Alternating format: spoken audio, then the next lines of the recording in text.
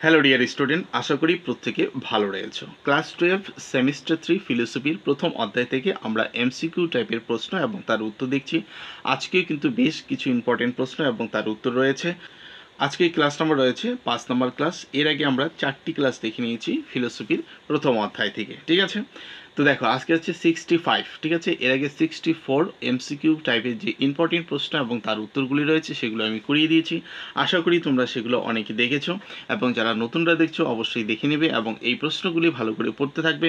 পরীক্ষা হলে তোমরা এর মধ্যে থেকে প্রশ্ন কমন পেয়ে যাবে। ওকে বন্ধুরা, তো চলো আজকের 65 নম্বর যে প্রশ্নটি রয়েছে, বার্কলের মতে দ্রব্যের ধারণা হলো কি মনের ধারণা।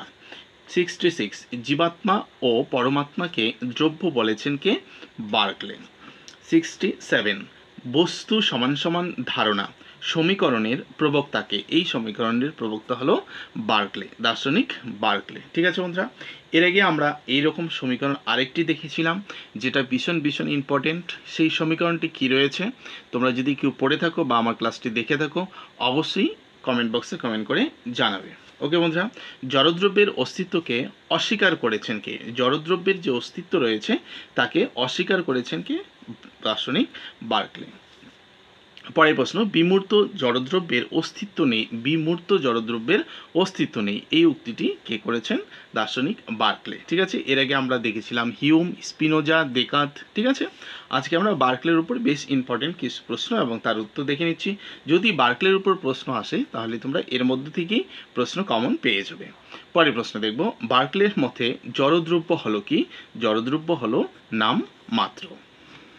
পরের প্রশ্নে দেখব 71 অস্তিত্ব প্রত্যক্ষ নির্ভর উক্তিটি কার? উক্তিটি হচ্ছে বার্কলের। প্রত্যেকটা প্রশ্নে কিন্তু ভালো করে মনে রাখতে হবে। ওকে, বার্কলে বলেন স্বয়ংসিদ্ধ দ্রব্য হলো, বা বার্কলের মতে স্বয়ংসিদ্ধ দ্রব্য কি? স্বয়ংসিদ্ধ দ্রব্য হলো মন। 73 মুখ্য ও গৌণগুণের পার্থক্য অস্বীকার করেছেন কে? বার্কলে, ঠিক আছে। মুখ্য গুণ এবং গৌণগুণের মধ্যে পার্থক্য যে রয়েছে সেটা অস্বীকার করেছেন বার্কলে।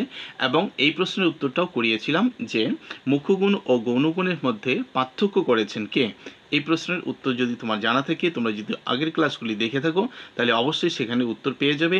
যদি কারো মনে থাকে তাহলে অবশ্যই কমেন্ট বক্সে জানাবে যে মুখ্য গুণ এবং গৌণগুণের মধ্যে পার্থক্য করেছেন কে। আর এখানে প্রশ্নটা হলো যে মুখ্য গুণ এবং গৌণগুণের পার্থক্য অস্বীকার করেছেন কে? বার্কলে। পরের প্রশ্ন দেখব। পরের প্রশ্ন রয়েছে বস্তুর অস্তিত্ব জ্ঞাতার মনের উপর নির্ভরশীল। কে বলেছেন বস্তুর যে অস্তিত্ব রয়েছে সেটা জ্ঞাতার মনের উপর নির্ভরশীল? একথা বলেছেন দার্শনিক বার্কলে। ওকে বন্ধুরা, পরের প্রশ্ন দেখব অহং সর্বস্ববাদের মূল অর্থ কি? ভীষণ ভীষণ ইম্পর্টেন্ট প্রশ্ন। অহং সর্বস্ববাদের মূল অর্থ কি?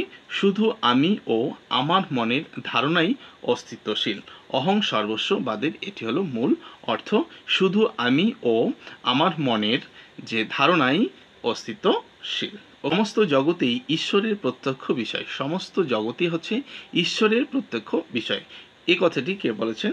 বার্কলে। ওকে বন্ধুরা, পরের প্রশ্ন দেখো পাশ্চাত্য দর্শনের একজন সংশয়বাদী দার্শনিকের নাম কি? পাশ্চাত্য দর্শনের একজন সংশয়বাদী নাম হলো, বা সংশয়বাদী দার্শনিকের নাম, ঠিক আছে, দার্শনিক হিউম। পরের প্রশ্নটি দেব 78 কোন দার্শনিকের মতে দ্রব্য হলো গুণের সমষ্টি? কোন দার্শনিকের মতে দ্রব্য হলো গুণের সমষ্টি? দার্শনিক হিউমের মতে হলো দ্রব্য গুণের সমষ্টি। ওকে বন্ধুরা, আজকে দিলাম 78, এই অবধি আজকে ক্লাসটি রয়েছে। আমরা পরবর্তী ভিডিওর মাধ্যমে হিউমের উপর আরও ইম্পর্টেন্ট প্রশ্ন এবং উত্তর দেখব। সুতরাং বন্ধুরা এইসব প্রশ্নগুলি ভালো করে পড়ে রাখো, এগুলোর মধ্যে কিন্তু তুমি তোমার পরীক্ষা হলে কমন পেয়ে যাবে। তো ওকে, আশা করি এগুলো নোট করবে এবং যত্ন সহকারে পড়বে। যদি কোনো রকম প্রশ্ন থাকে তাহলে অবশ্যই কমেন্ট বক্সে কমেন্ট করে জানাবে। তাহলে চলো দেখা হচ্ছে পরের ক্লাসে।